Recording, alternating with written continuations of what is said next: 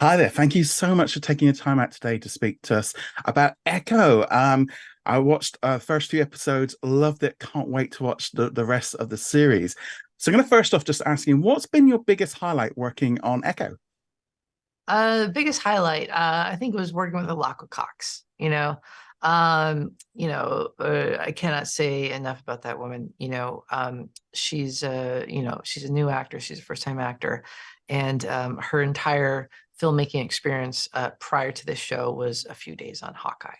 And to go from that to being the lead of a Marvel series that shot for over 90 days, I can't imagine what that must have been like for her, but she's exceeded everybody's wildest expectations. And she's beautiful, she's charismatic, she's badass, she's emotional. And, it was such a joy to have the chance to work with her and bring the Echo character to life. Yeah, I mean, she is fantastic. I was lucky enough last year to be at D23 and kind of was able to kind of see her and how emotional she got, Yeah. and and so, but with Echo, it's kind of breaking a lot of new ground for Marvel in many different ways. It's going to be on Disney Plus and Hulu. It's going to be one of the big mature shows. It's also going to be the first show to be released under the Spotlight banner, and they're all going to be released at once. How did it make you feel having so many, like, it's such a different like release schedule? Oh, that's an interesting question. I think for us it was business as usual, behind the scenes. Like we always knew what the story would be. We always knew the character we wanted to portray, and I think the nuance came in the tone, right? So and we the most interesting thing to me about the character is that she's a villain, and in Hawkeye, and we wanted to lean into that, and we wanted to explore that. And I think for myself, like, one of the questions I ask is, like, how does a deaf indigenous girl end up being a top lieutenant in Kingpin's army? Like, that's like, even for someone who's indigenous, that's a pretty big leap to make. But in exploring that and bringing that to life, there was actually a lot of fun.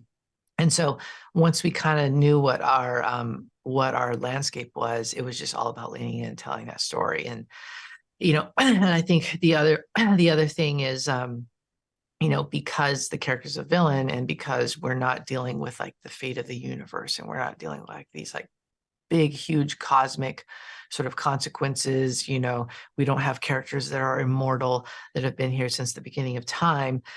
We have, it allows us to tell a little bit more of a of a more deeply human, intimate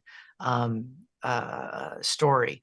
But that also means the stakes can potentially be bigger, because the people in our show, they die, they bleed, they get killed, bones get broken, in our show. And that was one of the most exciting things about it. And yeah, it was incredibly exciting to be able to portray all that.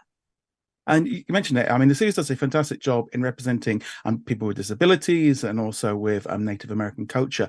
And it's obviously going to be on a massive global scale. How important is that to you?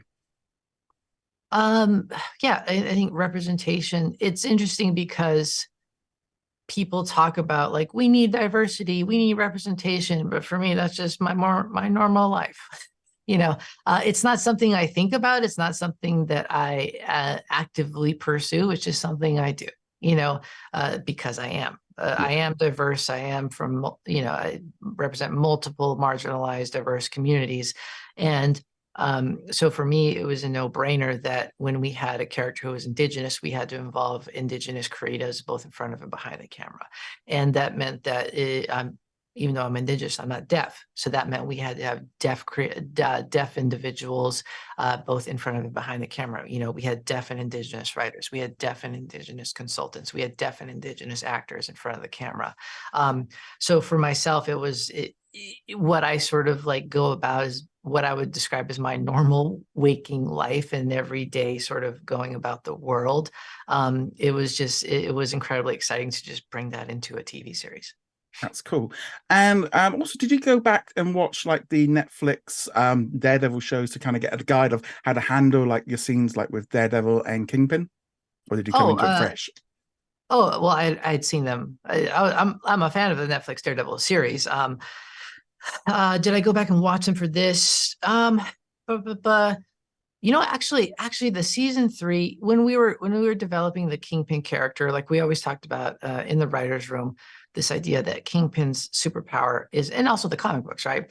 His superpower isn't his strength; it's his intellect, and it's his ability to manipulate people, to psychologically get into people's heads. And I think season 3 of the Netflix Daredevil does a great job of that. And actually, even there's a Kingpin miniseries in the comics that also does a similar sort of thing. So those are things that I looked at just to try to get into Kingpin's psyche a little bit, And of course, it doesn't hurt to have Vincent D'Onofrio there, who knows this character on a deeply visceral level as well too.